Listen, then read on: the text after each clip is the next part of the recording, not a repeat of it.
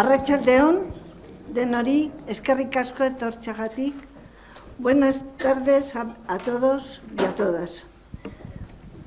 Por asistir a esta interesante mesa de debate que ha organizado la Comisión de Álava de la Real Sociedad Vascongada de Amigos del País, gracias a la ayuda del Ministerio de Cultura y Deporte. Hoy iniciamos un ciclo, Medicina del Futuro, Cambio de Paradigma, que esta es la única conferencia que va a haber en el 2024, el resto serán en el primer semestre del 25. Hoy iniciamos este ciclo porque creemos que es muy importante en la sociedad en que vivimos. Abordará el resto de las ponencias, se abordará diferentes aspectos desde diferentes prismas, dados los desafíos tecnológicos que pueden transformar el sector de la salud, como es el caso de la implementación de la inteligencia artificial. Somos conscientes de que vivimos tiempos de importantes cambios sociales, con nuevos agentes que están modificando nuestro anterior sistema de vida, sistema de trabajo y relaciones sociales. Estos cambios pueden influir en el equilibrio mental de los ciudadanos, es decir, la salud mental. Por la prensa sabemos que la gran cantidad de psicofármacos que se consumen, lo que pone de manifiesto, quizá, que es necesario atender esta problemática. Hoy el tema es salud mental y redes sociales. Para tratar este tema, y de acuerdo con el espíritu científico que dio a luz la Vascongada, contamos con 4 especialistas que nos darán luz sobre un tema tan delicado. Damos las gracias a Ana González Pinto por organizar, moderar la mesa de debate y presentar a los ponentes. Ana González Pinto es catedrática y jefe del Servicio de Psiquiatría OSI Araba, directora científica de CiberSam. Gracias, Ana. Pues muchas gracias, Amparo, y muchas gracias a todos por venir aquí, ¿no?, a este debate que espero que sea de su interés. Realmente la salud mental está en este momento en boca de toda la sociedad, ¿no?, de una forma a veces también un poco distorsionada con respecto a lo que debería ser, ¿no? A veces se confunde bienestar o malestar con salud mental o enfermedad mental. A veces se banalizan, ¿no?, lo que es estar enfermo. Hay enfermedades muy graves de las que casi no se habla. Entonces, por centrar un poco lo que va a ser el debate de hoy y las presentaciones de hoy, os voy a ir presentando a los ponentes y de lo que van a tratar. Y van a referirse sobre todo a lo que son enfermedades mentales. Es decir, esta pequeña introducción es por hacer esa distinción, ¿no?, que no nos estamos refiriendo solamente al malestar que podemos tener todos y que es un factor de riesgo para tener una enfermedad mental más grave, sino que nos referimos ya a enfermedades mentales que generan un enorme sufrimiento en las personas y en sus familias, porque normalmente, como saben bien, las enfermedades mentales, a diferencia de otras, que a lo mejor los trastornos neurológicos y en general los problemas de salud pueden aparecer en edades muy tempranas, pero tienden a aparecer con más frecuencia en edades más tardías. Sin embargo, las enfermedades mentales son enfermedades de la adolescencia y primera juventud, y eso es un golpe tremendo para el afectado, pero también para sus familias.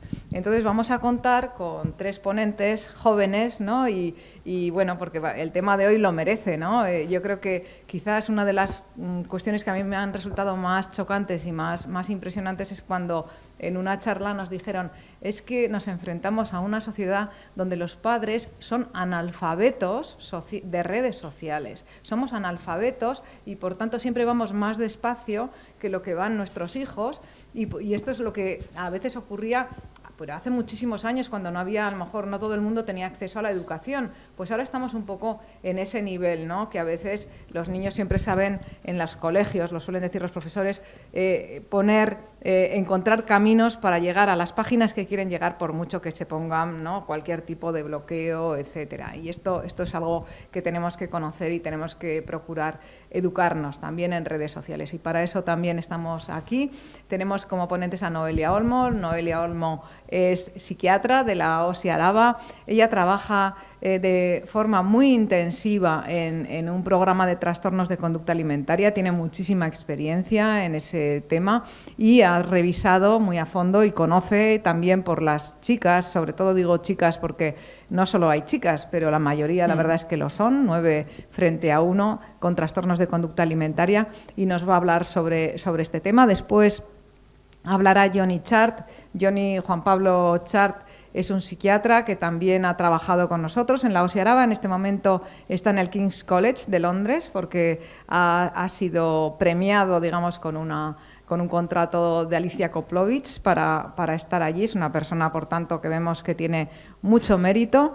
Él está haciendo su tesis precisamente sobre opiniones de los usuarios en redes sociales y creo que va a ser muy ilustrativo, entre otras cosas, además de eso, pero bueno, va a ser muy ilustrativo lo que nos va a contar.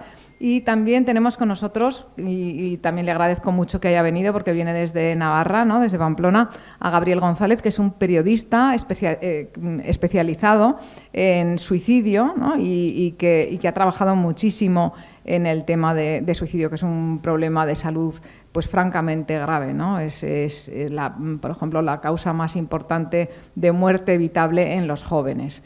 Así que nada, sin más dilación, empezamos ya por Noelia, cuando quieras, Noelia.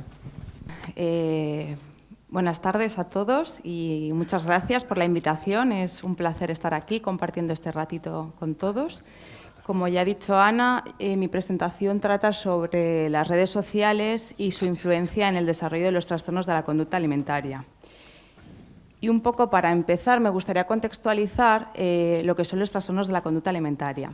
Son enfermedades o más bien trastornos mentales graves, y esto es importante porque estamos equiparándolos a otras enfermedades como puede ser la esquizofrenia o el trastorno bipolar, que os sonará a todos. Y por tanto ya está hablando de que van a ser enfermedades complejas de tratar, ¿no?, que hacen referencia a pensamientos, conductas y emociones irracionales referidas a la comida, el peso y la imagen corporal. Además, estas enfermedades pueden complicarse cursando con complicaciones médicas, psiquiátricas y familiares que van a interferir en la propia evolución de la enfermedad y, por tanto, en el pronóstico de la misma. Su origen es multifactorial. Esto es importante porque hay muchos factores que van a determinar el desarrollo de las mismas. Como ya ha avanzado Ana, son más frecuentes en mujeres en una proporción de 9 a 1, aunque es verdad que cada vez más, y sobre todo en los últimos años, hemos visto cómo ha habido también un incremento en los hombres. De hecho, a raíz de la pandemia hemos visto muchísimos más hombres en consulta, lo que pasa es que siguen siendo más frecuentes las mujeres. La edad de aparición aproximadamente es en la preadolescencia y adolescencia, pero también es bastante preocupante que lo último que estamos viendo en la consulta y en las últimas publicaciones científicas vemos que cada vez hay más casos en menores de 12 años, y esto la verdad que es preocupante para toda la sociedad. Un poco por todo esto que os cuento, el tratamiento debe ser especializado por su complejidad, ¿vale? Y sí que me gustaría daros un dato que no lo he anotado aquí, que es esperanzador, que en torno al 70% de las personas que tienen estos trastornos tienen una recuperación completa. Esto es importante también tenerlo en cuenta. También hay un porcentaje algo inferior que no lo tienen, y luego es también importante conocer que la anorexia es la enfermedad psiquiátrica que tiene más tasa de mortalidad, por causas médicas, pero también por el suicidio, que después va a hablar el compañero. Bueno, aquí simplemente esto es muy resumido. Los principales tipos son por exceso, por defecto, mixtos y otros. Por exceso, los más comunes que os suenan a todos es trastorno por atracón y bulimia.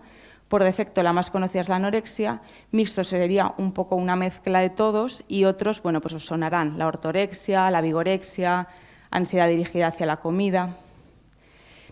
Ahora me gustaría contaros un poco que las redes sociales surgen allá por finales de los años 90. También ha habido un crecimiento exponencial de las mismas y mucho más a raíz de la pandemia COVID. Esto es importante saber que a día de hoy más del 60% de la población tiene redes sociales y más del 90% tiene acceso a Internet, ¿vale? Por tanto, las redes sociales, bueno, parece que a priori son más populares entre las generaciones más jóvenes, sin embargo, tan solo el 20% de las personas menores de 25 años tienen redes sociales. El grosso que utilizan las redes sociales estarían entre los 25 y los 44 años, y luego un porcentaje inferior, mayores de 44. Como dato, en España me gustaría que conocierais que cada español tiene aproximadamente una media de 6 redes, ¿vale? Que esto también es interesante. Y los principales objetivos o fines con los que las utilizamos son para informarnos, para ocupar el tiempo libre, para conectar con familiares, para publicar contenidos, buscar trabajo o hacer compras online. Esto es una cronología un poco de cuándo aparecen las redes y cómo han ido desarrollándose. En España aproximadamente 40 millones de usuarios tienen redes sociales, siendo las más populares YouTube, Instagram y Facebook. En España, con respecto al resto del mundo, las mujeres tienen un porcentaje algo mayor de uso de redes, en torno al 51-52% de las mujeres son usuarias de redes sociales.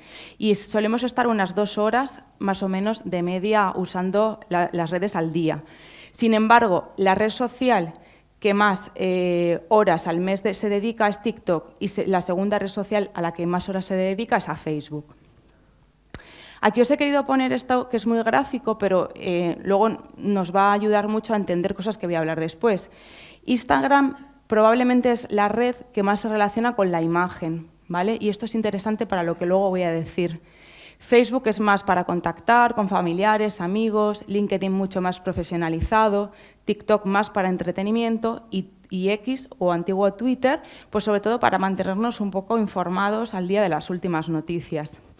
Y con todo esto que he contado de introducción, ¿qué es lo que puede estar pasando? Pues a mí me gustaría que entendierais que los trastornos de la conducta alimentaria existen una serie de factores predisponentes y otros precipitantes que los van a generar, ¿vale? Entre los factores predisponentes, los más importantes es la genética y dentro de los ambientales, pues experiencias de abuso sexual, físico, psicológico en la infancia o adolescencia, el presentar una personalidad obsesiva compulsiva, ¿vale? El tener baja autoestima, insatisfacción corporal, el iniciar una dieta restrictiva, la presión personal y del medio hacia ciertos estereotipos y luego las dinámicas familiares y sociales en relación a aspectos negativos de la imagen corporal. Y estas 3 las pongo en negrita porque, bajo mi punto de vista, probablemente son las que más se relacionan con las redes sociales. Y es que las redes sociales son una herramienta maravillosa y, de hecho, si sabemos lo que buscar, podemos encontrar información contrastada, veraz, avalada científicamente, pero la realidad es que la gran mayoría de la información que se recibe en Internet y, sobre todo, en redes sociales es información no contrastada, que está más bien basada en opiniones, experiencias, suposiciones. Y claro, por otro lado, también lo que ocurre es que es una herramienta que utilizamos continuamente. De hecho, en los colegios es una herramienta pedagógica, se utiliza para buscar todo tipo de información, teletrabajamos con ella, nos comunicamos, buscamos un poco lo que está pasando en el mundo. Entonces, claro, tenemos que saber si todo eso que estamos recibiendo está o no contrastado. Por otro lado, existe un vacío legal, porque detrás de ciertas opiniones o determinados perfiles hay personas anónimas y a veces ni siquiera son personas, ¿vale? Que eso también hay que tenerlo en cuenta. Son perfiles que están creados por inteligencia artificial. Y algo muy importante también a tener en cuenta es el derecho a la libertad de expresión, porque esto, en principio, es complicado, ¿no? Modificarlo, ¿no? Además del derecho a la intimidad de algunas personas. Luego, a través de las redes sociales, una de las cosas que tienen buenas y no buenas es el uso de las etiquetas, ¿no? Algunas redes como Instagram o Telegram nos permite utilizar etiquetas. Y esto es bueno porque nos permite, con estas etiquetas, ir a un contenido determinado. Sin embargo, también si yo, por ejemplo, pongo hashtag delgadez o hashtag Zinspo, que ahora os voy a explicar esto. Zinspo es una palabra que utilizan algunas personas con trastornos de conducta alimentaria, que significa la inspiración en la delgadez, o hashtag weiad, es una palabra que se utiliza para denominar a una persona delgada, rica y atractiva. Si yo pongo esos hashtags, rápidamente voy a recibir un montón de contenido relacionado con esto. ¿Y qué pasa? Que este contenido pues puede que no esté contrastado, o puede que no sea real, o puede que, como he dicho antes, esté basado en experiencias, en opiniones personales o en personas que tienen trastornos de conducta alimentaria y que, bueno, pues están generando esa comunidad ahí, ¿no? Entonces, pues rápidamente lo que ocurre es que recibimos un bombardeo de información y de imágenes relacionadas con todo esto, donde se potencian una serie de estereotipos de belleza, de delgadez o de vidas idealizadas que no son para nada reales, ¿no? Esta información, a su vez, por la propia inteligencia artificial, está mucho más potenciada, porque la inteligencia artificial, ya sabéis, que si ponemos meteoritos en Marte, nos va a salir meteoritos en Marte, continuamente información al respecto, aunque nunca nos haya interesado. Si yo empiezo a buscar contenidos de este tipo, me va a llegar exponencialmente más contenidos de este tipo. Y esto, a su vez, también se va a potenciar mucho más por los rasgos de obsesivos compulsivos que tienen las personas con TCA. Por tanto, todo esto genera un caldo de cultivo perfecto para el desarrollo de un trastorno de la conducta alimentaria. ¿Y esto es algo nuevo de ahora que está ocurriendo? Pues no. Es verdad que ahora la inteligencia artificial ha evolucionado mucho y hace cosas que no nos hubiéramos imaginado hace años que se pueden hacer, pero sin embargo hace ya más de 20 años aparecen las primeras páginas, blogs y foros de consulta pro anorexia y pro bulimia, que son las conocidas pro ANA y pro MIA. ANA es la denominación que se le hace a la anorexia y MIA a la bulimia. Y estas páginas surgieron un poco pues, como fuente de apoyo a personas con trastornos de la conducta alimentaria, estaban creadas por personas con trastornos de la conducta alimentaria, se daban tips, se fomentaba un estilo de vida, ¿no? Por eso pongo esto, ¿no? Se fomentaba un estilo de vida relacionado con el trastorno de la conducta alimentaria.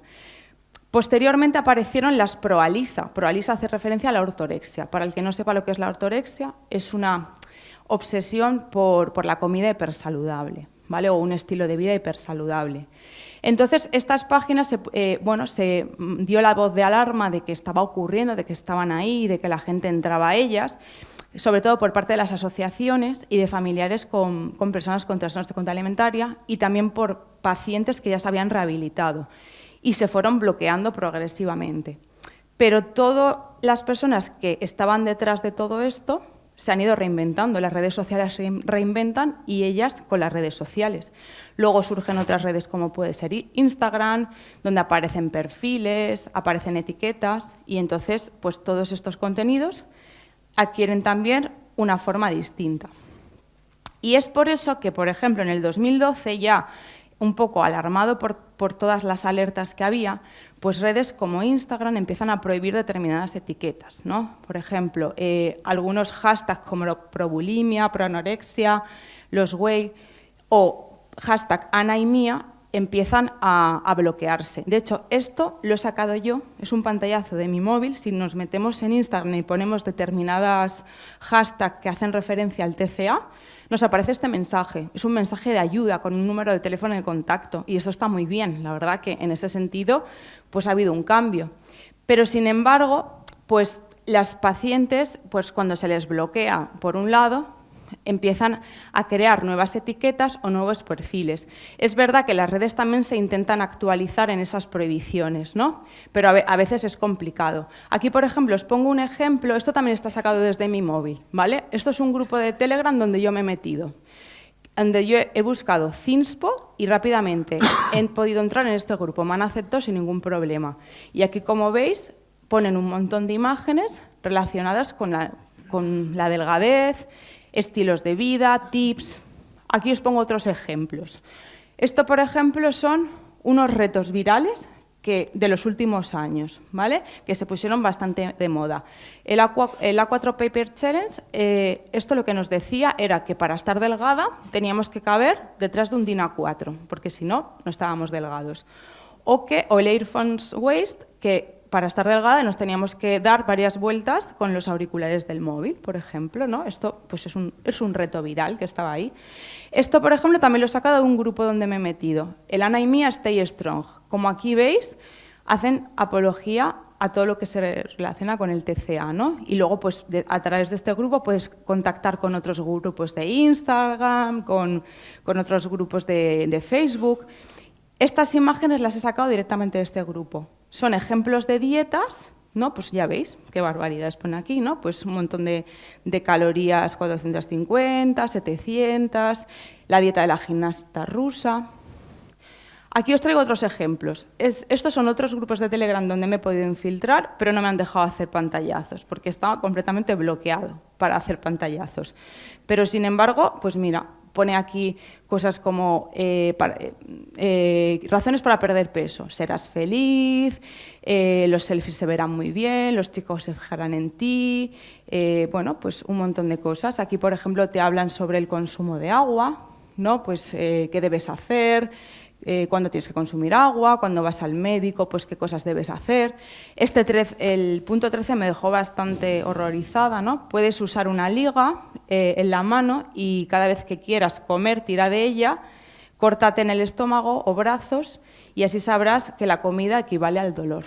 Pues todo esto lo encontramos en los grupos.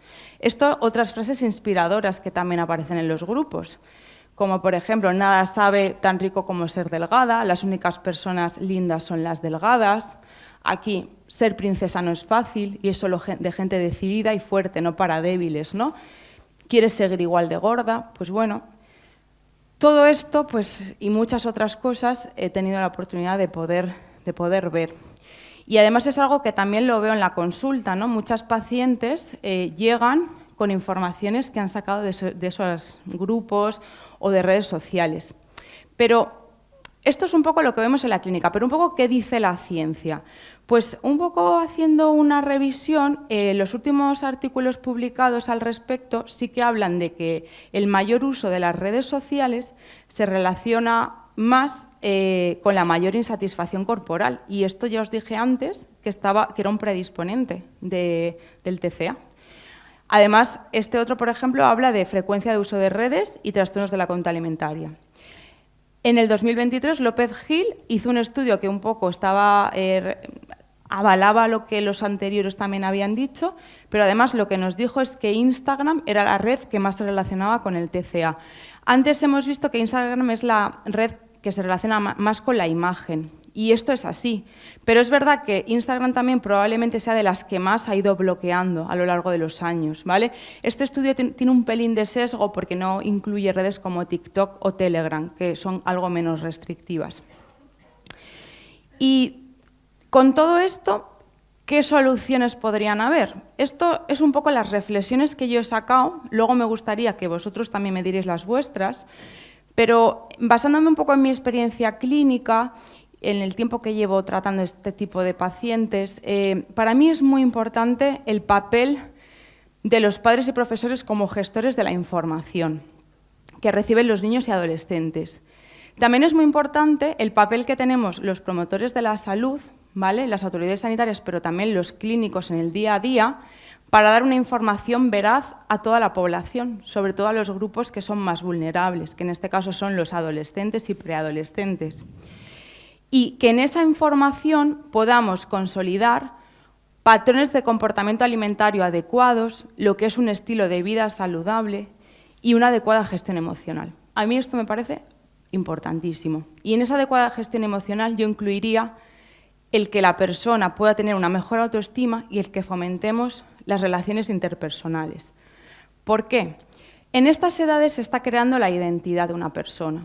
Si la persona tiene una buena gestión emocional y una buena autoestima, es verdad que probablemente tenga ideas, pensamientos y tenga ganas de probar nuevas cosas, pero si tiene una red sólida de apoyo, va a ser más fácil que su evolución sea adecuada.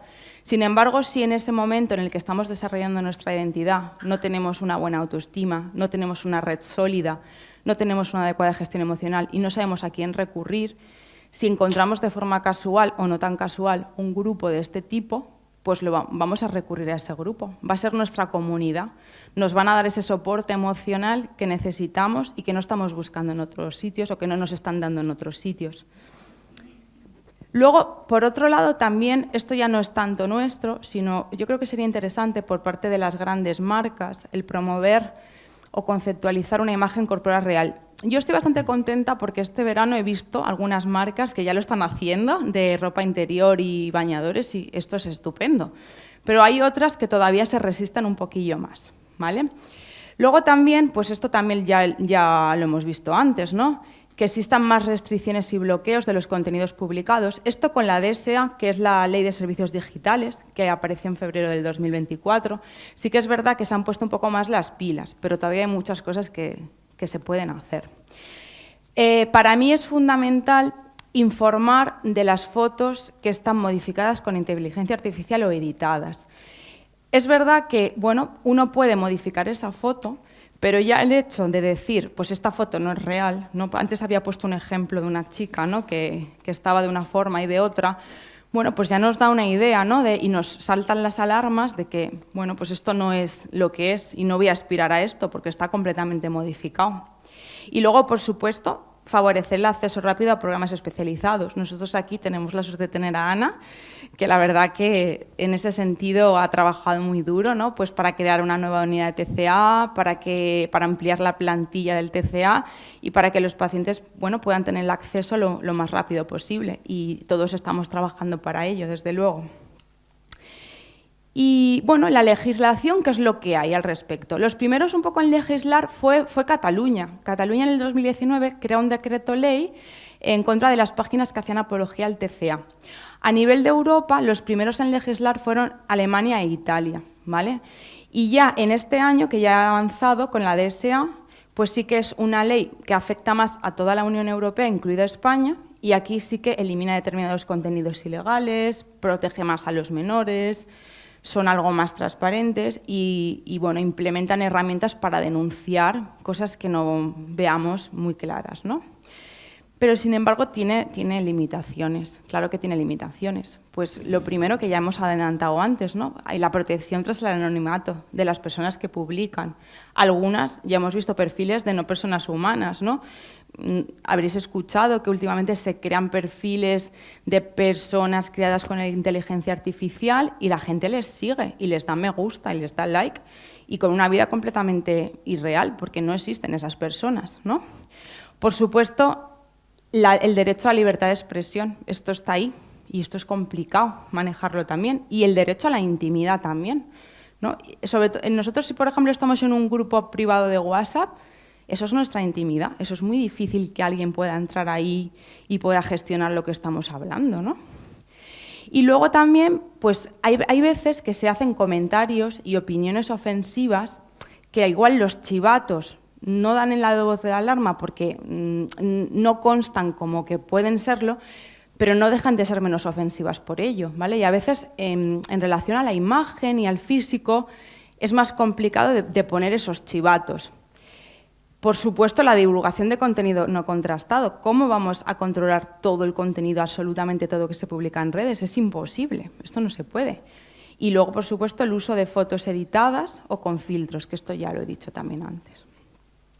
Además, también los cambios continuos en los perfiles, ¿no?, de las personas que publican, en los retos virales, en la terminología, en los códigos, porque las pacientes que crean este tipo de contenido o las personas que crean este tipo de contenido tienen sus propios códigos, sus propios lenguajes, su propia terminología. Esto lo hace muy complicado, porque al final, si un chivato detecta algo y me va a bloquear esa página, pues yo cambio la terminología, lo meto por el grupo de Telegram, creo otros perfiles, ¿no? Y si encima creamos canales privados o grupos privados, todavía más difícil. Y muchos de ellos además son con invitación, que todo el mundo tampoco puede entrar, ¿no? Pero sin embargo esta información se sigue difundiendo. Pues esto es lo que he dicho, ¿no? Perfiles que aparecen, cuando me van a bloquear desaparezco, me reinvento y entonces pues es todo el rato esto, el gato que está todo el rato persiguiendo al ratón. Entonces, pues bueno, yo hasta aquí quería acabar. Sí que me gustaría acabar con esta frase, ¿no? Si estás lo suficientemente preocupado por un resultado, posiblemente harás algo para solucionarlo. Yo personalmente estoy muy preocupada porque creo que, bueno, que las redes sociales es algo maravilloso si se sabe usar bien, pero también puede ser una herramienta de doble filo. Y no tanto se trata de crear muchas leyes al respecto, que ya se están haciendo. Yo creo que esto está en manos de todos tenemos que poner nuestro granito de arena y ser las personas de a pie las que vayan detectando este tipo de situaciones y vayan alertando a las autoridades para que se pueda hacer algo, ¿no? Y sobre todo, muy, muy, muy importante, fomentar una muy buena gestión emocional de nuestros niños y adolescentes y una muy buena autoestima de ellos. Así que nada, espero no haberos aburridos y muchas gracias. Me pongo allí.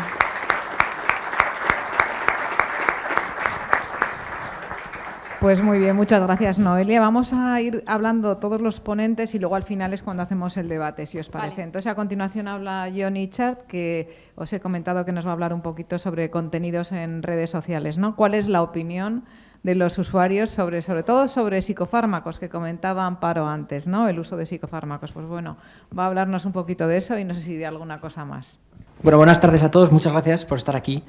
Mi nombre es Juan Pablo Chart, pero todo el mundo me llama Johnny, porque mi padre es británico, entonces no tiene más explicación, pero bueno, estoy ahora mismo trabajando en el King's College, en la Universidad del King's College, gracias a la Fundación Aliza Koplovich, y os tengo que reconocer que, bueno, esta charla, pues bueno, pues he tenido la suerte de darla en otros lados, ¿no? Estuve en el Congreso Americano, también en el propio King's College, pero el sitio que más ilusión me hace es este, porque es donde me he formado como psiquiatra, ¿no? Entonces tenía especial ilusión por venir aquí a Vitoria y le doy las gracias a Ana, ¿no? Yo os voy a hablar una parte muy importante de mi tesis doctoral, que es las nuevas oportunidades que ofrece la investigación en redes sociales, ¿no? Yo soy muy del refranero español y bueno, no hay mal que por bien no venga. Sabemos todas las cosas negativas que pueden tener las redes sociales, ¿no? Pero yo os voy a dar otra visión, que a ver qué os parece, ¿no? Que es el equipo de investigación en el que pertenezco y llevamos colaborando desde aquí, desde el hospital, pues varios años, ¿vale? He pensado que la mejor manera de pensar es contándoos mi historia personal, ¿no? Yo estaba haciendo la residencia en nuestro querido Hospital de Santiago, ¿no? Y en enero de 2021 estuve en una rotación preciosa que es con los pacientes con trastorno mental grave, ¿no? Que, bueno, básicamente pues esquizofrenia, trastorno bipolar, enfermedad. Lo que ha dicho Ana es muy importante, ¿no? Que ahora está como de moda, pues juntar malestar emocional. No, esto es enfermedad grave. Entonces son pacientes, bueno, pues que vemos con una frecuencia pues considerable. Entonces se me quedaron grabadas, enero de 2021, 3 entrevistas que tuve distintas en una semana, ¿no? Porque las tengo, o sea, lo tengo grabado, ¿no? Mire, es que he leído en Twitter que la olanzapina, que es un antipsicótico que utilizamos, ¿no? Me va a poner como una vaca, ¿no? He visto en Instagram un testimonio de una paciente que me desaconseja tomar. He leído que el litio es para gente como Trump y como Ayuso, ¿no? Entonces, claro, yo como residente emocionado y motivado, pues dije, a ver, mira, te voy a sacar la Maudsley, ¿no? Que es la guía clínica por excelencia, ¿no? Bueno, es verdad que, perdón, no es por excelencia, pero es la británica, entonces yo tengo que hacer honor a de dónde vengo, ¿no? Pero, y vamos a seguir también la Nice Guys, también, y es que hay que tomar este tratamiento, o sea, hay que tomarlo 100%, ¿no? Porque es lo que dice, es la evidencia científica máxima. Y claro, es que lo ves claramente en consulta, en el tú a tú, veías que la cara no convencía, ¿no? Porque el famoso doctor Google, ¿no? Que viene desde hace muchos años, antes que yo naciera, ¿no? Ahora se ha subespecializado, ¿no? Entonces ahora tenemos doctor Facebook, doctor Twitter, doctor Instagram y todas las redes sociales que conocemos, ¿no? Entonces, claro, yo me quedé francamente preocupado porque dije, joder, por mucho que estudie, ¿no? Y le enseñe la Maudsley, las Nice Guys, pues me acuerdo perfectamente, 21 de enero, ¿no? Entonces yo vivo en Bilbao porque mi mujer es de Bilbao y me acuerdo perfectamente de estar atascado en Altuve porque a mí una parte fundamental en mi tesis doctoral es los autobuses La Unión, porque ahí me he dedicado a leer, ¿no? Y entonces me acuerdo de estar atascado en Altuve y con esto en la cabeza, de estas cosas que me habían dicho, pues me puse a cotillear en Twitter y dije, oye, a ver qué pasa aquí, ¿no? Y os pongo los pantallazos que me encontré, ¿no? Ayuso, ¿te estás tomando el litio? Dato que quizá demasiado importa para todos. Nunca les receten la quetiapina. Engorda muchísimo, a corto y a largo plazo. Creo que 50 gramos extra de la motrigina se depositan directamente en mis párpados. Me muero de sueño, ¿no? Claro, yo me quedé pensando y dije, es que tienen toda la razón los pacientes. Es que lo están leyendo y yo cómo les voy a contrastar si están leyendo toda esta información. A la vez, os tengo que reconocer que también empecé a bajar un poco más para abajo y empecé a ver tweets de un contenido científico impresionante, ¿no? Si alguno de vosotros aquí sois médicos y os gusta la psiquiatría, yo siempre recomiendo que sigáis a estos dos, porque son dos cuentas de Twitter que son extraordinarias, tienen un contenido de evidencia científica brutal, ¿no? Como son el doctor Chris Aiken de Estados Unidos y Jonathan Sedler, un psicoanalista pues también de Estados Unidos, que explica el psicoanálisis, que eso que es como una especie, pues lo explica como con bastante sentido común, ¿no? Entonces dije, joder, qué curioso, ¿no? Por un lado tenemos todas estas cosas y por otro lado tenemos un contenido científico súper bueno, ¿no? Entonces empecé a hacer un poco de research, ¿no? Entonces vi que en 2014 la revista Science ya invitaba, ¿no? Con toda la irrupción de las redes sociales, invitaba a decir, oye, aquí hay muchísima información, ¿dónde estáis los investigadores? Que esto se os está perdiendo, ¿no? O sea, ¿qué vais a conseguir haciendo? ¿Qué podemos sacar de toda esta cantidad de información que la gente está consumiendo día a día, ¿no? Y entonces es cuando decidí, una de las grandes, yo estaba haciendo la tesis, una parte muy importante de la tesis es los nuevos biomarcadores de enfermedad del trastorno mental grave, que a mí me apasiona, ¿no? Pero dije, bueno, voy a meter un poco la oreja en la cafetería dentro de la tesis doctoral, ¿no? Entonces voy a empezar a escuchar un poco lo que verdaderamente se habla en redes sociales, ¿no? Entonces, esto se llama lo que hoy en día es denominado el social media listening. Entonces vi que en otras especialidades, por ejemplo, en oncología, en oncología, en endocrinología, también en reumatología, pues ya había muchos estudios publicados en revistas de alto prestigio, ¿no? En el que daban a conocer las impresiones de la gente en la red social Twitter. Y dije, bueno, pues esto me parece muy interesante, ¿no? Entonces, volví para atrás y dije, bueno, voy a leer un poco las guías clínicas otra vez, ¿no? Estas, yo, pues de arriba abajo, ¿no? Como residente, me las voy a, para que mis adjuntos, pues bueno, pues si me preguntan, pues para estar preparado, ¿no? Entonces, claro, hay una parte de las guías clínicas que siempre se nos pasan, porque es la letra en pequeñita, ¿no? Cuando lees los cuadros de, pues eso, guías de tratamiento del mantenimiento del trastorno mental grave, pues de repente ves rápidamente, ¿no? El nivel de adherencia real de los tratamientos de nuestros pacientes, lamentablemente, es entre un 38 y un 42%. Nos gustaría que fuera del 100%, pero es que estos son los datos reales. Y entonces cuando te pones a leer, oye, ¿por qué hay tan escasa, la adherencia, por qué es tan escasa, ¿no? Pues hay un montón de factores, pero hay los últimos que aparecen siempre abajo, en negrita, en rojo, es el miedo a los efectos secundarios y las percepciones negativas hacia los fármacos, ¿no? Entonces tiene bastante sentido común.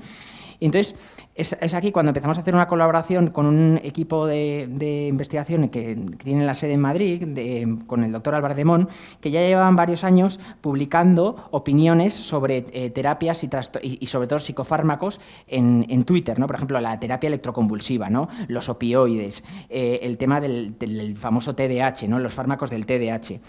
Y es cuando decidimos hacer una colaboración y decir, bueno, pues vamos a hacer, con la irrupción de la inteligencia artificial, vamos a coger todos los tweets, ¿no? Que hablen de los fármacos que más empleamos en el trastorno mental grave, de los psicofármacos, y vamos a analizar lo que se dice, ¿no? Cuáles son los topics principales. A esto, nosotros hemos utilizado la red social Twitter porque el análisis de texto, las herramientas de inteligencia artificial, pues el análisis de texto está mucho más procesado que ahora mismo imágenes, ¿no? Pero bueno, vamos creciendo poco a poco. Y esto lo bueno que permite es que tú cuando escribes en Twitter, el propio algoritmo es capaz de ver si lo que has escrito, el sentimiento que tiene. Entonces, claro, dijimos, bueno, pues ya que sacamos los temas principales de los que hablan, vamos a ver cuáles son los sentimientos principales hacia esos tweets, ¿no? Y entonces, bueno, pues nos pusimos a ello, pusimos una gran base de datos de psicofármacos, porque claro, cada fármaco tiene sus 300 genéricos y sus 300 casas comerciales, pero bueno, sacamos alrededor de 1,5 millones de tweets entre 2008 y 2024, y bueno, pues sí, que salieron datos muy interesantes. Bueno, tantos así que nos publicaron el artículo en una revista muy buena este año, en el Journal of Affective Disorders, ¿no? Entonces, no voy a entrar a cosas clínicas del artículo, porque luego hicimos como correlaciones con datos clínicos de la vida de esto, pero sí que, por ejemplo, estas pequeñas dos gráficas que os presento a vuestra izquierda, se recoge el número de tweets, ¿no? Abajo, no lo consigo poner más grande, perdonar, pero abajo son el nombre de los fármacos y luego pues el número de tweets, ¿no? Entonces, arriba están en inglés, los tweets en inglés y abajo en castellano. Entonces, como veis en la gráfica de la izquierda, ya hay una diferencia, se ve claramente, ¿no? En los tweets en inglés se mencionan más los antipsicóticos de segunda generación, ¿vale? Y en los tweets en español se mencionaban más pues, estabilizadores del humor o psicofármacos más clásicos, por ejemplo, el litio, ¿no? Entonces, claro, esto ya nos llamó mucho la atención. Digo, vaya diferencia entre inglés y español, ¿no? Pudimos geolocalizar los tweets, ¿no? Y vimos como la mayoría eran en Estados Unidos, en Gran Bretaña y en España en castellano, por supuesto, España y Sudamérica, ¿no? Entonces, y luego también analizamos la secuencia temporal de cómo han ido creciendo los tweets a lo largo de los años, ¿no? Entonces, bueno, pues nos llama mucho la atención si os fijáis, a partir de 2018, sobre todo 2020, empiezan a crecer todos de una manera exponencial, ¿no? Entonces, claro, esto nos llamó mucho la atención, pero es que vamos a los grandes estudios clínicos, American Journal of Psychiatry, ¿no? 20 años estudiando los patrones de prescripción y llegan a unas conclusiones que es los antipsicóticos de segunda generación se utilizan más en Estados Unidos, ¿no? Y se nos están olvidando los estabilizadores más clásicos, que se utilizan más, por ejemplo, el litio, que se utiliza más en sitios como España, ¿no? Entonces, vimos como, oye, que esto de alguna forma se asocia, ¿no? a estudios clínicos que llevan pues, muchos años ahí dándole caña, ¿no? Y no solo eso, sino que también vimos que, claro, que a partir de 2020 el número de prescripciones con la llegada del COVID fue exponencial el número cómo subieron el número de prescripciones de psicofármacos, pero también un poco por lo que causó la pandemia, ¿no? Y esto lo hemos podido ver en cómo van a aumentar los tweets a lo largo de los años. Entonces, esto es para que veáis el primer resultado que nos llegó, que fue súper significativo, ¿no? A la hora de sentimientos, ¿no? Pues, por ejemplo, en Estados Unidos vimos como los topics principales, ¿no? Eran, por una parte, las demandas judiciales. Claro, nosotros tenemos la enorme suerte que a mí, yo muchas veces me cojo, oye, no sé qué, es que... Pero tenemos la suerte de tener un sistema público, ¿no? Pero ahí no lo tienen. Entonces, cuando se les prescribe un fármaco, supone mucho dinero a nivel familiar y sobre todo los pacientes con trastorno mental grave, que los fármacos no son baratos, ¿no? Tener que costeárselos, pues muchas veces es un drama en Estados Unidos. Entonces, vimos como había mucho tema mediático porque no se había informado bien, desde las Big Pharmas, no se había informado bien de efectos secundarios. Entonces, muchos familiares en Estados Unidos pusieron demandas, porque está muy de moda en Estados Unidos, yo pongo una demanda, ¿no? Porque este fármaco me ha dado estos efectos secundarios, ¿no? Por otro lado, el tema económico, por supuesto, ¿no? El tema económico salía, no me puedo costear este fármaco, ¿no? Muchos tweets hablando de esto, ¿no? Entonces, claro, vimos como este millón de tweets, vimos como las principales emociones en torno a este texto, ¿no? Sobre todo era mucho miedo y tristeza, ¿no? Entonces, como eso nos encajó muy bien, ¿no? En los tweets en castellano, en cambio, nos llamó mucho la atención que uno de los tweets principales fuera el out of stock, ¿no? El está desabastecido. Entonces, claro, yo pienso y me acordé perfectamente de unos pacientes que me dijeron, no, es que mira, estoy tomando, le teníamos prescrito el ácido valproico, que es un estabilizador que se utiliza también en neurología, pero nosotros lo utilizamos como un estabilizador del estado de ánimo, pues está desabastecido. Claro, es una medicación crónica, ¿no? Que de repente el paciente se ve que va a la farmacia y no la tiene, ¿no? Entonces, vimos como este era un tema principal y curiosamente, pues es verdad que en China nos llevan la delantera en este sentido, pero ellos ya, en las últimas guías de farmacovigilancia, ya están empezando a utilizar las redes sociales como la primera señal de alarma de, mira, este fármaco está desabastecido, vamos a avisar, porque los sistemas de farmacovigilancia de hoy en día todavía les falta actualización, pero desde que informas hasta que llega la notificación igual pasan 10-15 días, que eso para un paciente con una enfermedad mental grave es mucho tiempo, ¿no? Entonces esto nos llamó muchísimo la atención. Y por último también nos llamó la atención que la mayoría uno de los topics, de los temas principales, era las consultas en torno a los fármacos, ¿no? Oye, me estoy tomando esto, me estoy tomando lo otro, ¿qué puedo tomar? ¿Quién está respondiendo a esa información? ¿No? ¿Quién está respondiendo a esa información que hay en Twitter? Eso nos preocupó mucho. Entonces, en el fondo, el equipo de investigación en el que estamos trabajando, pues tenemos unos grandes objetivos. En primer lugar, estamos analizando la fuente de datos, ¿no? Lo que se llama la infovigilancia, para ver el análisis de contenido, el análisis de sentimiento. En segundo lugar, estamos utilizando estas plataformas, ¿no? Pues en primer lugar para, por ejemplo, reclutar pacientes. Uno de los estudios que hemos hecho dentro de la línea, utilizando Instagram, hemos contado con la colaboración de una psiquiatra que tiene muchos seguidores en Instagram. Yo he participado en muchos estudios en los que nos cuesta mucho reclutar pacientes para que nos ayuden, porque es que es bastante laborioso.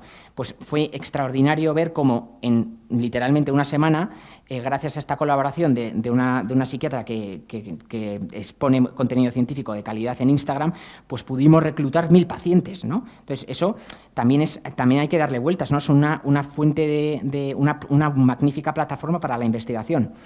Por supuesto, para lanzar campañas de salud pública, ¿no? Gente con influencia que pueda hablar y pueda leer este contenido, ¿no? Pues hacer... ahí es lo que nos estamos centrando ahora mismo. Y luego también, por supuesto, una cosa que a mí me apasiona a nivel personal, que es la caracterización individual, conseguir caracterizar quién está detrás de ese mensaje, ¿no? Porque muchas veces ese anonimato, ¿no? Pues, o esas limitaciones, pues gracias a Dios, con la ayuda de la inteligencia artificial, pues podemos ir poco a poco desgranando el perfil de paciente que va escribiendo esto, de manera que podemos empezar a utilizarlos como predictores de, por ejemplo, descompensaciones o, por ejemplo, de situaciones de riesgo, ¿no?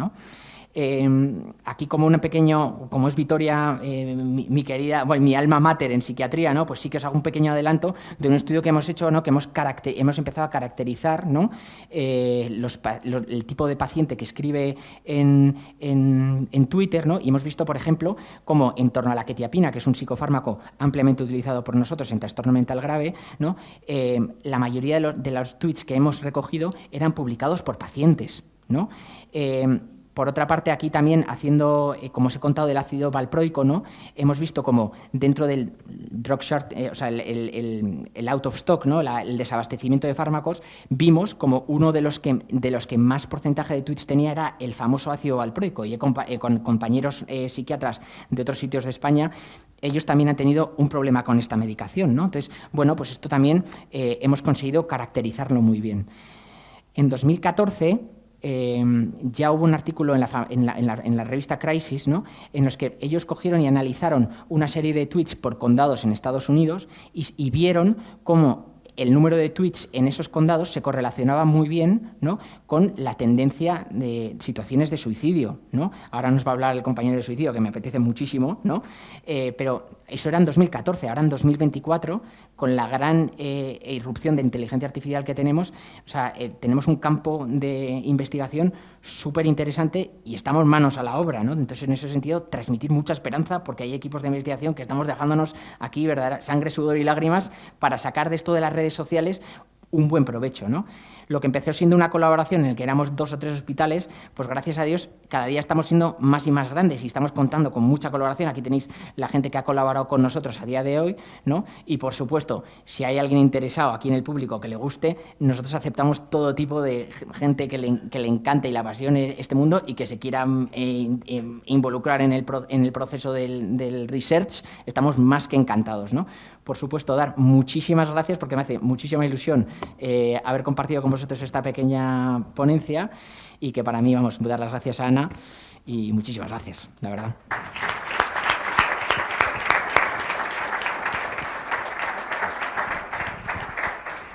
Muy bien, pues muchas gracias, Johnny. Seguimos adelante en esta ocasión con Gabriel González, que nos va a ilustrar con una charla sobre suicidio y redes sociales, que encaja muy bien con el final de la presentación de Johnny. Así que nada, Gabriel, cuando quieras.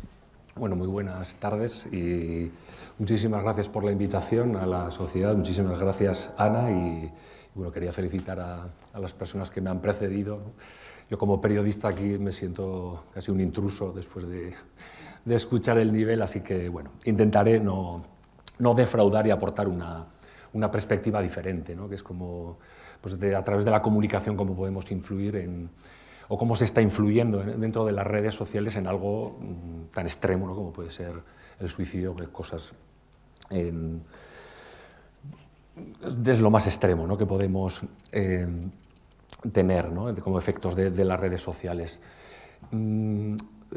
Por la relación entre las redes sociales y el suicidio, pues sí que ya desde el año 2014 la Organización Mundial de la Salud ya hablaba, ¿no? hablaba de una creciente preocupación que tenía, ¿no?, en torno al papel que podían jugar las redes sociales, y desde entonces han pasado 10 años y hemos tenido una explosión de más redes sociales. TikTok es de 2017, para que nos hagamos una idea, y aunque sí que ha habido estudios numerosos, todavía la evidencia científica no es tan concluyente como lo es con los medios tradicionales, ¿no? Eso es lo que se presentó, por ejemplo, este mismo lunes en el Congreso de los Diputados, unas jornadas de ciencia en el Parlamento, en el que se presentó toda la evidencia que había en torno al suicidio, y que había una parte que analizaba el suicidio, ¿no?, el suicidio y su relación con las redes sociales, porque puede tener un efecto negativo, porque se publica tanto material que las personas vulnerables están expuestas a unos contenidos que son muy peligrosos en muchos casos. Las redes sociales pueden generar adicción, pueden agrandar ese malestar, pueden ayudar a potenciar el acoso escolar y otros factores de riesgo, ¿no?, que pueden desembocar en una conducta suicida, pero también pueden servir de ayuda, ¿no? Como bien decía, ahí se pueden trabajar en entrenar al algoritmo para desarrollar campañas de prevención, para detectar situaciones de riesgo, para difundir campañas. Por lo tanto, como dicen, las redes sociales no son ni buenas ni malas, depende del uso que le hagamos. Lo que pasa es que últimamente, ¿no?, hay tanta cantidad que parece que prevalece lo primero. Antes de centrar en las redes sociales, quería hablar de cómo ha cambiado, ¿no?, la conversación pública en torno al suicidio. Como bien conoceremos todos, del suicidio no se hablaba hasta hace muy poco tiempo. No se hablaba en los medios de comunicación, pero tampoco se hablaba en la sociedad. Era un tema tabú, se mantenía escondido, y los medios de comunicación no lo hacíamos, no solo porque en la sociedad no se hablara, sino porque también se nos decía que si lo hacíamos podíamos provocar un efecto contagio, ¿vale? Esto viene de un estudio del que ahora se cumplen 50 años, ¿no? Lo hizo el sociólogo David Phillips. Se propuso analizar cuántas veces había llevado el New York Times el suicidio en una portada, y concluyó a lo largo de 40 años que lo llevó en 33 ocasiones.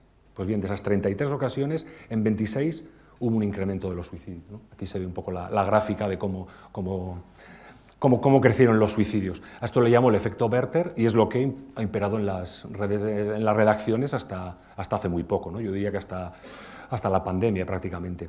¿Qué ocurre? Que en el año 2000 la Organización Mundial de la Salud ve que el silencio lo único que está haciendo es que arraigue el tabú, el estigma, los falsos mitos, y desde luego las cifras no están bajando.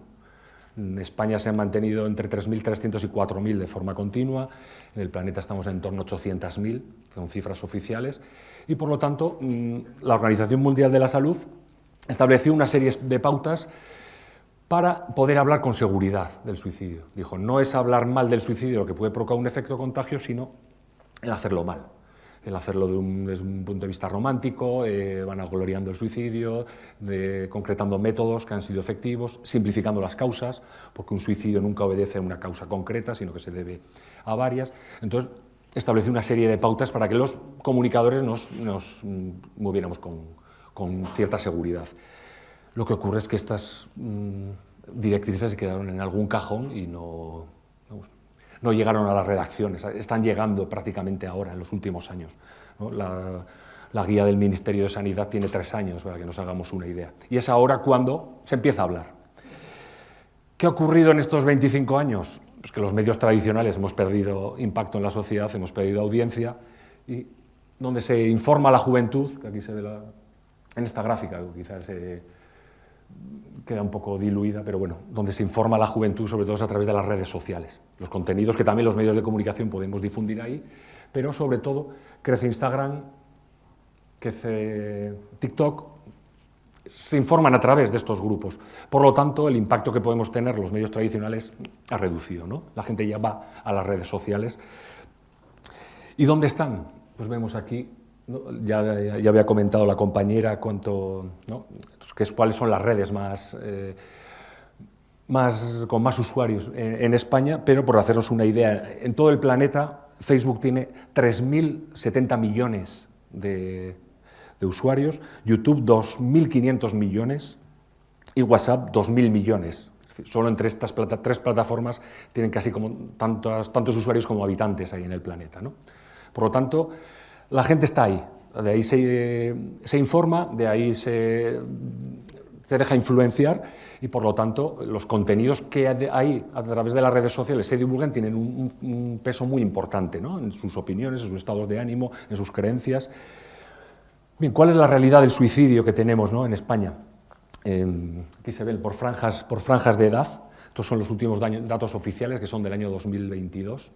Y si en 2021 preocupaba el incremento de suicidios de menores de 15 años, había habido 22 casos por 13 del año anterior, este año lo que preocupaba era el incremento de 15 a 19 años. En España se suicidaron 75 personas en esa franja de edad por las 52 del año anterior, ¿vale? Estamos hablando de un núcleo de población que todavía está, como comentaba, ¿no?, sin formar esa personalidad, y entonces es muy vulnerable a los mensajes que pueda recibir, ¿no?, de parte de la sociedad, de las redes sociales. ¿Qué peligros tienen las redes sociales? Tienen peligros interpersonales, ¿no? Puede modificar la relación que tenemos entre iguales, e intrapersonales, ¿no?, en sus estados de ánimos. Provoca un acceso ilimitado a contenidos inadecuados. Luego profundizaré, ¿no?, un poco más en todos ellos. Hace más vulnerables a las personas vulnerables. Como decía antes, nadie por estar expuesto a estos contenidos se va a suicidar, ¿no?, pero hay personas que están en un estado de desesperanza, ¿no?, de falta de conexión con su futuro, que ante determinados estímulos de las redes sociales sí que se puede sentir interpelado, ¿no? Puede provocar situaciones de acoso y bullying, ¿no? No es lo mismo que hagas el ridículo en clase y la gente se ría a que todo el colegio se ría de ti en Instagram, ¿vale? Y luego encima está la huella digital, que eso lo que hace es un efecto multiplicador del daño, ¿no?, que sufren esas personas, a unas edades, como digo, muy tempranas, en las que el sentimiento de pertenencia al grupo, las ganas son muy grandes y pueden sentirse muy afectados por esto. Hay riesgo de sexting, cibergrooming, stalking, extorsión, por ese intercambio que hay de información con usuarios que están al otro lado, que no sabemos si son en realidad quien dice ser, por ese anonimato con el que se mueve la gente en las redes sociales, y que puede llevar a situaciones en las que de mucho extremo, ¿no?, y de cierto temor, y encima como se hace a través de un teléfono móvil, ¿no?, se hace en cierta privacidad, pues es muy difícil detectarlos. Pueden generar adicciones.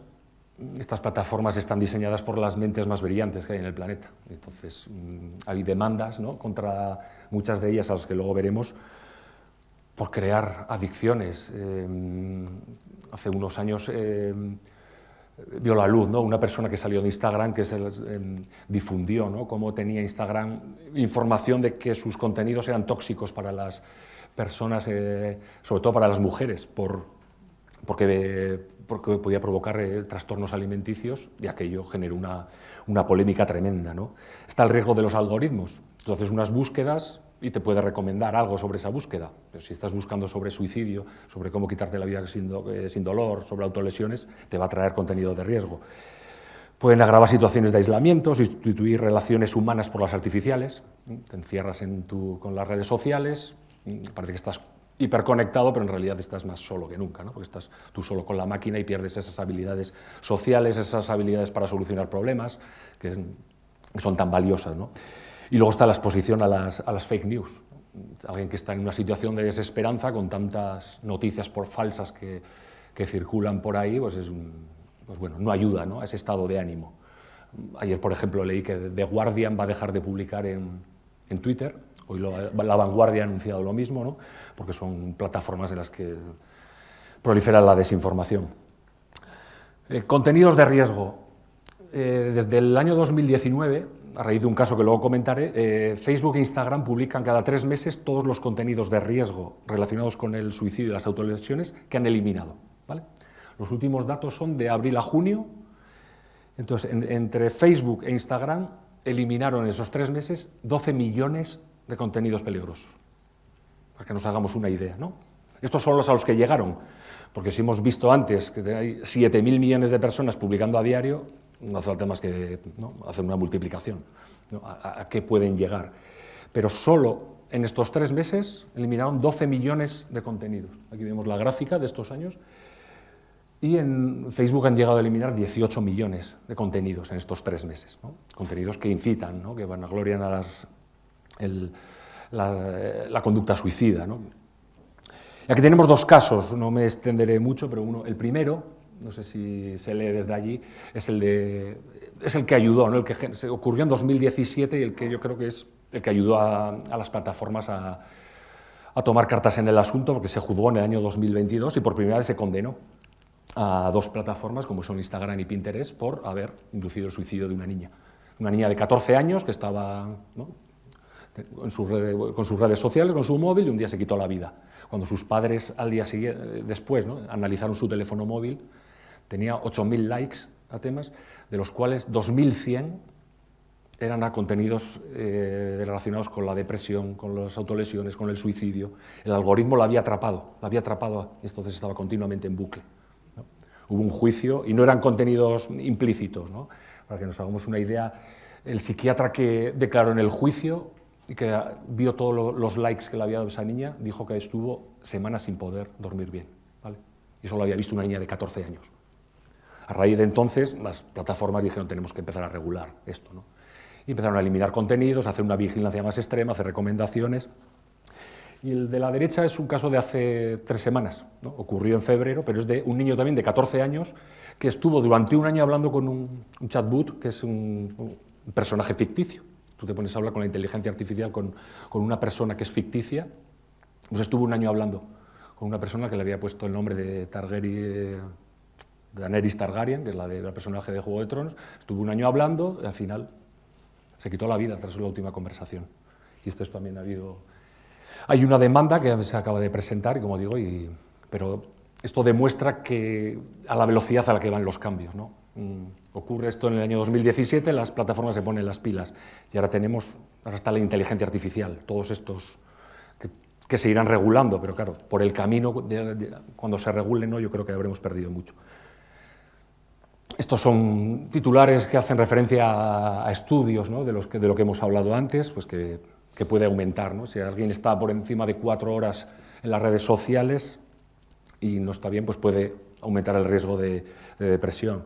Que TikTok expone a menores a contenido sobre suicidio, lesiones, armas, estafas, pornografía.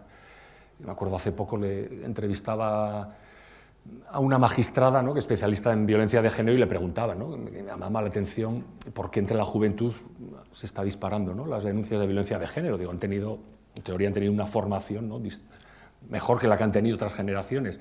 Y ella me decía, ya, pero también han tenido una deformación muy grande, que es la que les llega por el teléfono móvil. Y, por ejemplo, la pornografía. Es que 8 de cada 10 niños por debajo de 12 años han recibido pornografía de forma involuntaria. Entonces empiezan a establecer una estructura mental y emocional desequilibrada y distorsionada con la realidad. Las autolesiones tienen un efecto contagio tremendo. Todo lo que se ve por ahí, si vemos que lo hacen, lo van a imitar, ¿no? Entonces hay que tener muchísimo cuidado. Lo de ciberbullying lo hemos comentado antes. Antes alguien podía estar seguro en casa, alguien que sufriera acoso, pero ahora a través de las redes sociales eso se prolonga y se hace más intenso, ¿no? Luego ha habido esta condena que fue del año pasado, que es de un hombre que acosó a un menor de tal manera, ¿no? Habían contactado a través de una plataforma, el niño dio marcha atrás y empezó el hombre a acosarle, le mandó 119 mensajes en un día y el niño se quitó la vida ese mismo día, ¿vale? Es la primera condena que ha habido, le condenaron 10 años por homicidio, por haber provocado el homicidio a través de WhatsApp. La adicción, todos sabemos, ¿no? Empiezas a mirar y de repente se ha pasado el tiempo y hemos estado media hora pasando el dedo. Instagram quiso sacar una edición para menores de 12 años. Se echaron encima muchos colectivos y decidieron dar marcha atrás. Hay demandas que se están contra estas plataformas, entonces yo creo que poco a poco se van a tener que regular por obligación. Pero también las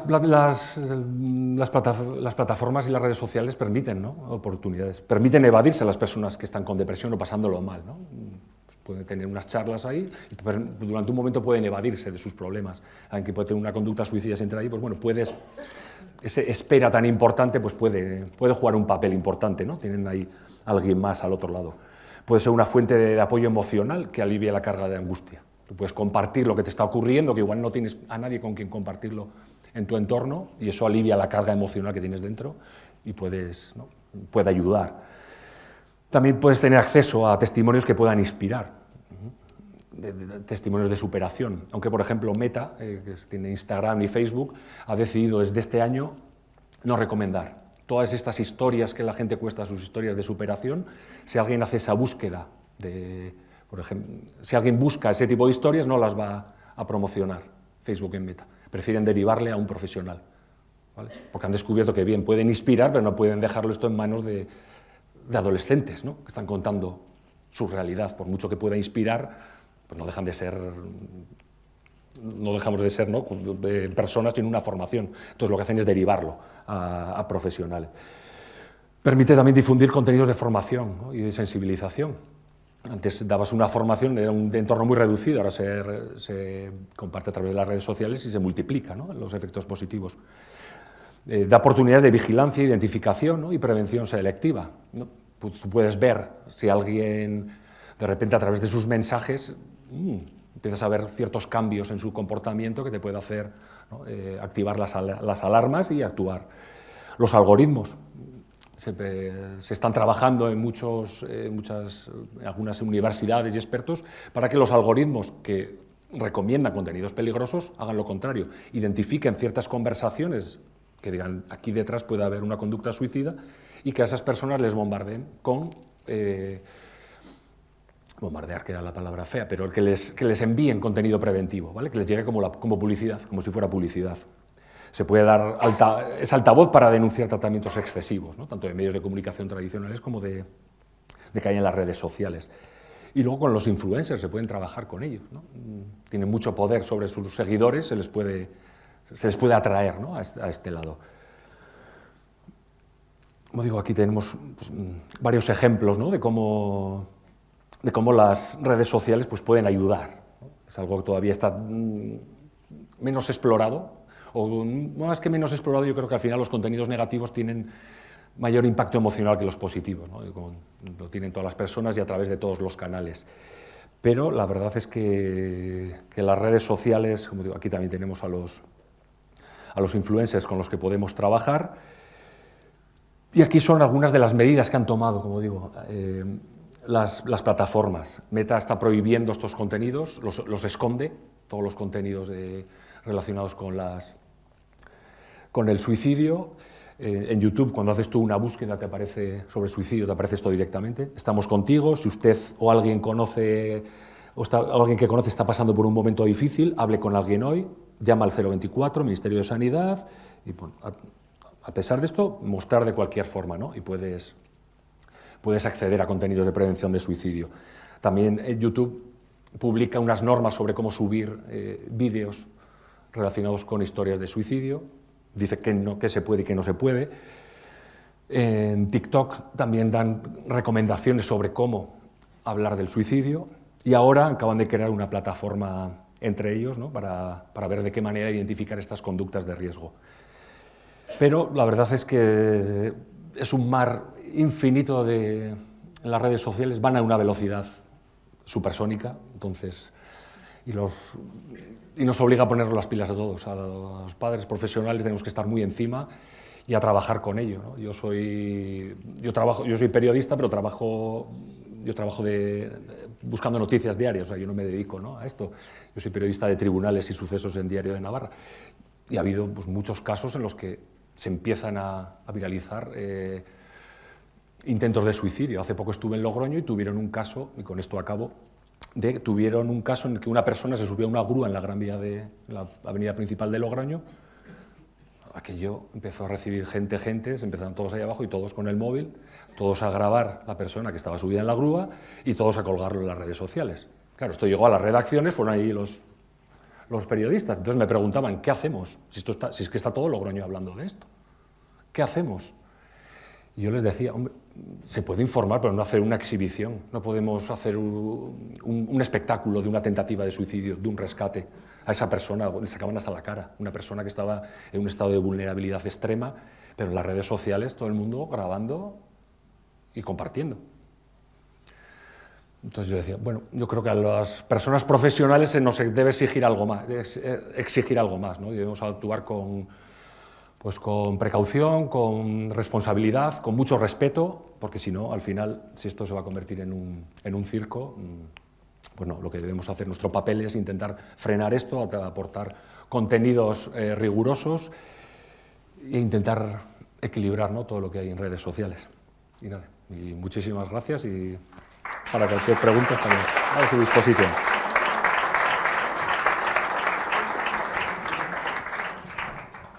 Pues muy bien, Gabriel, muchas gracias.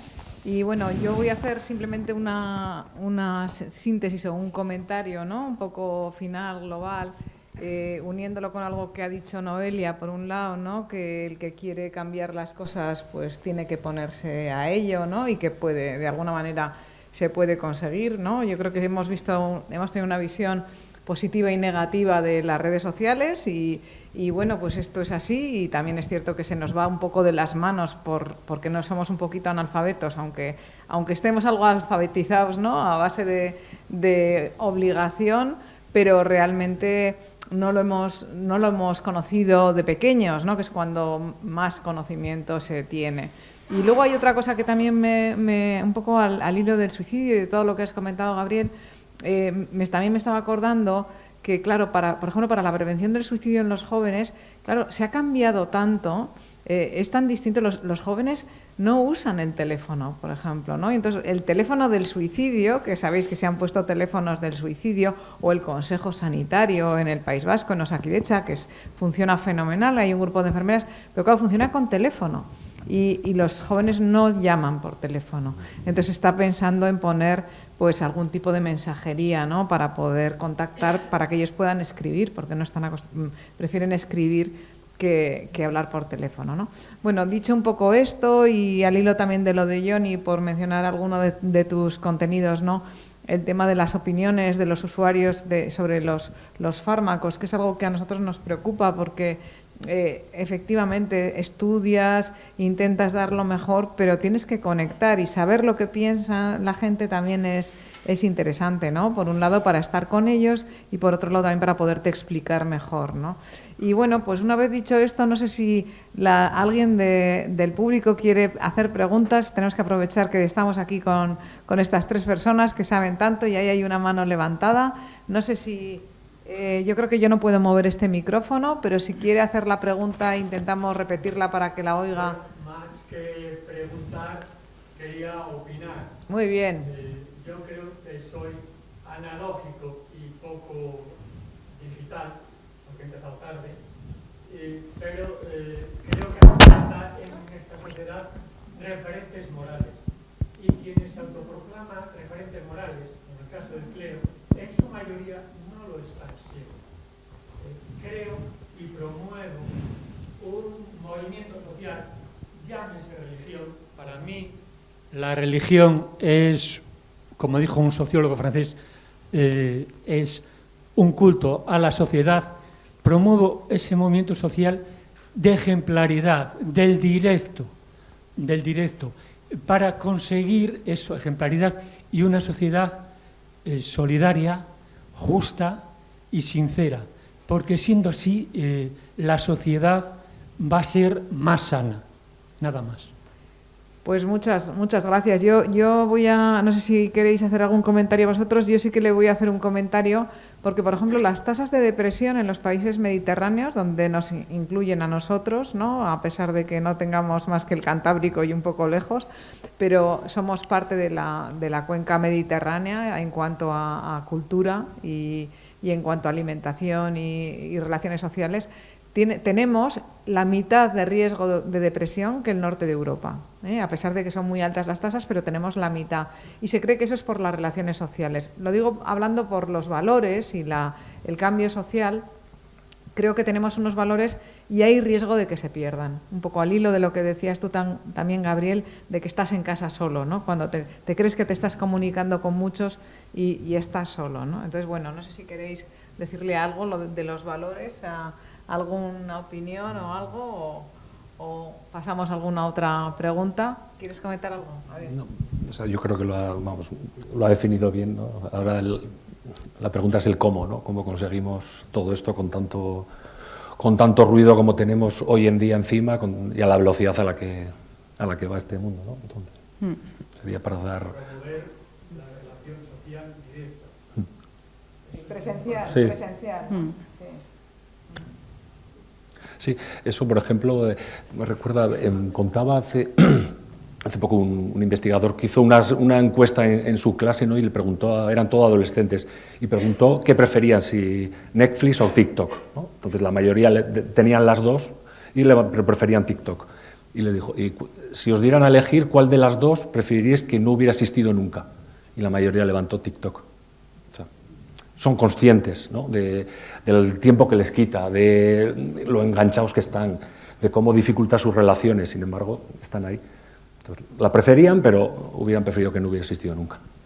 Y referente al suicidio, hay que decir, alto y claro, es una muerte como otra cualquiera, es una enfermedad. La diferencia entre fisiología y psicología no existe, es algo pedagógico, pero está intrínsecamente unido. O sea que decimos, hay que ayudar al que tiene depresión, al que tiene intento, pero una vez que ha sido el fatal desenlace, decir, es una muerte como otra cualquiera, y punto. Yo creo que Gabriel también ha trabajado mucho en esto, ¿no? O sea que si quieres comentarle algo. Sí, por eso de los últimos años de lo que se está hablando es de eso, ¿no? De cómo normalizar, de cómo la conversación pública en torno al suicidio, que se hable con normalidad, pero también con prevención, porque muchas veces el efecto imitación existe, entonces hay que hacerlo con muchísimo cuidado, ¿no? Y por lo tanto, sí, yo también creo que daría para una tarde o dos, ¿no? Muy bien, yo, mientras se levanta alguna otra mano, yo comentar, aquí tenemos una mano, pero comentar para luego a lo mejor el tema que ha salido el tema del uso de psicofármacos, ¿no? Que decía Amparo, y el aumento del uso de psicofármacos. Sí que me gustaría un poco diferenciar entre, por ejemplo, las benzodiazepinas, que el abuso que hay o el incremento muchas veces no es por prescripción médica, sino que es que se consiguen los fármacos en Internet, en cualquier sitio, y otra cosa es el aumento a lo mejor de antidepresivos, que tiene que ver con un aumento de prescripción por parte de médicos, no psiquiatras muchas veces, y también con el hecho de que hay más depresiones, ¿no? Con las dos cosas, un poco más prescripción, que hay que plantearse por qué, ¿no? ¿Qué está pasando? Y por otro lado, también más enfermedad. Y aquí había una pregunta, ¿no? En relación al suicidio, ¿hay algún estudio de la gente mayor, en la que me considero, con relación a las redes sociales? Buena pregunta, pero no... Y otra cosa que me ha chocado, pero bueno, que cuando has puesto las edades, de 70 a 79 bajaba y a partir de 79 subía el número de suicidios. Pero... Y ahora sí hay algo, sobre todo en hombres. Es algo, por falta de tiempo no lo he comentado, pero también de 70 en adelante, en España en el año 2022 se suicidaron 1000 personas. Me parece una cifra que hablamos, ponemos mucho el foco, ¿no? También en la juventud, pero para mí ese dato de que 1000 personas por encima de los 70 años se quiten la vida en un país, dice mucho de las carencias que tenemos. Yo creo que ahí Ana tendrá más respuestas que yo, ¿no? Sobre los porqués, ¿no? Pero, no, era un poco si las redes sociales influían o no. Pero de eso lo desconozco. Que yo sepa no, pero no sé si tenéis vosotros datos de que puede haber datos de suicidio y redes sociales en mayores. O sea, yo lo que sí que sé es que al final uno de los, lamentablemente, es el estar solo, ¿no? El estar solo. Entonces las redes sociales en gente mayor sí que se ha estudiado, ¿no? Que ya si cuesta sacar, oye, vamos a dar un paseo, ¿no? Ya si cuesta, ya porque ya por la edad, pues cuesta, que las cosas en ese sentido cuesta más, pues quedarte en casa mirando también el móvil y viendo contenido, porque el algoritmo para mí me va a ofrecer lo que a mí me gusta, pero a ti en tu caso te va a ofrecer lo que a ti te gusta. Entonces sabe y localiza perfectamente que eres una persona con cierta edad y yo soy de cierta edad. Entonces, claro, al final favorece el aislamiento, ¿no? Y favorecer el aislamiento al final pues está relacionado directamente pues con mayor tasa de tristeza, etcétera. Entonces eso sí que se ha visto. Que hay una correlación directa entre el uso de redes sociales en gente, yo creo que sobre todo la mayoría de estudios se centra en gente joven, pero me parece una magnífica pregunta y por lo menos a mí me deja ahí un poco en esto. O sea que te lo agradezco mucho. Yo he visto algunos datos de Álava de hace unos años, de muertes por suicidio, y había muchas personas mayores, como comentabas, Y realmente al final, cuando veías los datos también de visitas a servicios, ¿no? A distintas especialidades, decías, a lo mejor además hace falta mejores servicios de paliativos, ¿no? Porque, o de, no sé, de geriatría. De otro tipo de especialidades, ¿no? De una atención médica continuada más adecuada.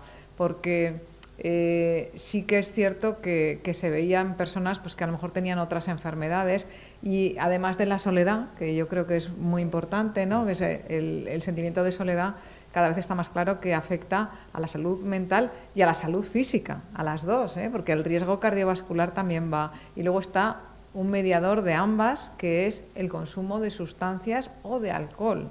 Es decir, que nos automedicamos a veces, ¿no?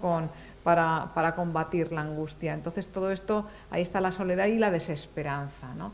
Es decir, mientras hay vida hay esperanza, pero hay personas que piensan que no, y según cómo vean, ¿no? la perspectiva también social. O sea que yo creo que el comentario que se ha hecho también de los valores sociales y de la educación de la infancia, ¿no? En valores sociales y el apoyo mutuo, es algo que como cultura nosotros lo traemos ¿no? de nuestros antepasados, y tenemos la obligación de transmitirlo a la juventud. Y es como si hubiera un poquito, las redes sociales, el riesgo que tienen es que hagan como una barrera entre generaciones, ¿no? Y yo creo que deberíamos tener aquí, ¿no? Gente joven escuchando y compartir más con gente joven pues determinados contenidos y debates, ¿no? Que siempre se puede hablar. Así que nada, no sé si Noelia quiere contar algo. No, yo antes, justo hablando con la presidenta, estábamos diciendo que en una sociedad cada vez más envejecida faltan geriatras, y efectivamente yo creo que es fundamental, ¿no? Estoy muy de acuerdo con Johnny. Al final, la perspectiva de una persona mayor que está enferma, que está sola, que ya no van a visitarle los nietos, que le cuesta salir a la calle, pues ese sentimiento de soledad junto con la desesperanza y no tener ese profesional de referencia, ¿no? Que le pueda ayudar, pues es un factor de riesgo importante. Sí, totalmente de acuerdo. José Manuel, ¿querías preguntar? Sí, muchas gracias por permitírmelo. Solamente quería hacer la siguiente pregunta. Hace 5 años, el Gobierno vasco, justo antes de la pandemia, creó una estrategia vasca para la prevención del suicidio que tenía contenidos realmente curiosos, como por ejemplo el intentar eliminar los hotspots, que nuestro amigo el británico entiende muy bien lo que son. Son los sitios donde supuestamente se pueden cometer suicidios, poniendo vallas en un precipicio, en las vías del tren, etcétera, etcétera. También se intentaba reforzar el control sobre los fármacos, evitar el consumo de alcohol, que se considera siempre que es una vía también para quitarse la vida, crear un registro de suicidios y otro de tentativas, integrar en el historial clínico un código de riesgo suicida y también que hubiese una forma de intentar implicar a los medios de comunicación con una guía de estilo, que os recuerdo también que la Confederación Salud Mental España hace ya muchos años creó esa guía de estilo para periodistas. Otra cosa es que no haya llegado a los periodistas o que no hayamos querido saber lo que tenemos que hacer para tratar de evitar la pornografía emocional que a veces contiene las informaciones sobre el suicidio. Y quería deciros que con la época en que estuvo Gochones Sagardui de consejera, yo estuve un montón de veces intentando saber si nos podían dar datos respecto a cómo se había conseguido evitar algún suicidio con esa estrategia vasca de prevención del suicidio. No sé si vosotros sabéis si ahora se suicida menos gente en Euskadi, que en 2019 eran 2 personas cada día, si no me equivoco. Gracias. Mira, yo te voy a... No, perdón, cada 2 días una persona. Vale. Tenemos datos de suicidio todos los años. Se considera que para poder hacer realmente un antes-después no valdría con un año porque son pocos casos. O sea, es un evento que es muy dramático, pero es infrecuente, ¿no? Entonces se necesitan... Normalmente trabajamos con periodos de 10 años. Entonces se necesita un poquito más de tiempo para eso. Pero sí te puedo decir que el Gobierno vasco... aunque un poco más lento que lo que querríamos, porque todo siempre va un poco más lento de lo que querríamos, pero sí se han hecho algunas cosas. Por ejemplo, en lo de hotspots, yo creo, no sé si han hecho las vallas y tal, pero sí que se han localizado porque yo lo he visto como con los suicidios consumados, claro, con las personas que han fallecido. Para eso no ha sido fácil, porque ha habido que hablar con los jueces, que son los que hacen los levantamientos del cadáver y los que determinan la causa de la muerte, ¿no? Y entonces, claro, hay que juntar las bases de datos de Osakidetza con los propios, ¿no?, juzgados, y esto son cosas que son súper complicadas, la verdad, pero se ha hecho. Me consta que se ha hecho porque yo he visto los resultados y hemos hecho un primer vistazo, ¿no?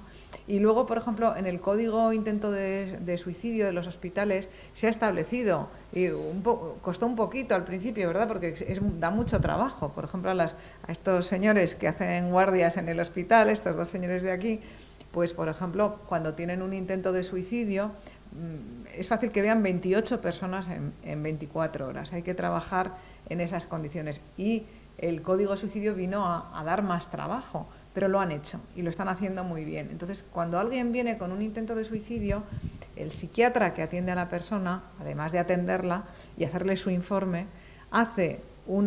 tiene que entrar en el ordenador y dar una alerta al centro de salud mental para que en 3 días, que es el plazo más corto de todo el Estado español, atiendan a esa persona en su centro de salud mental.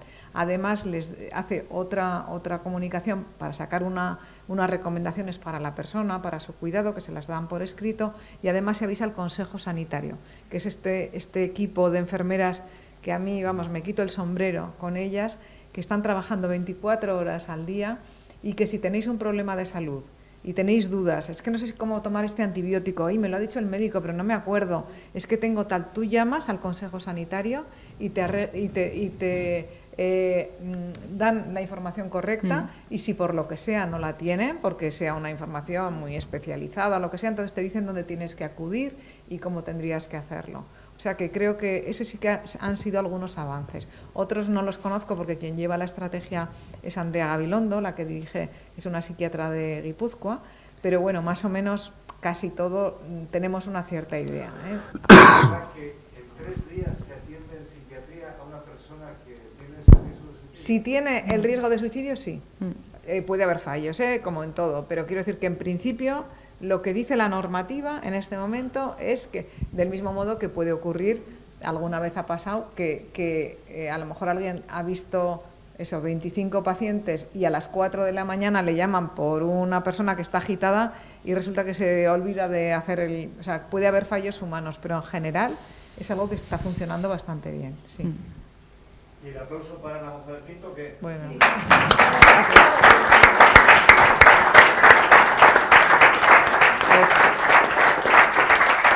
Pues muchas gracias. A mí personalmente me ha encantado estar con todos vosotros. Esperamos poder tener más encuentros de este tipo y que hagamos mucha cohesión social para poder llegar a todos nuestros jóvenes y mejorar la sociedad en la que vivimos.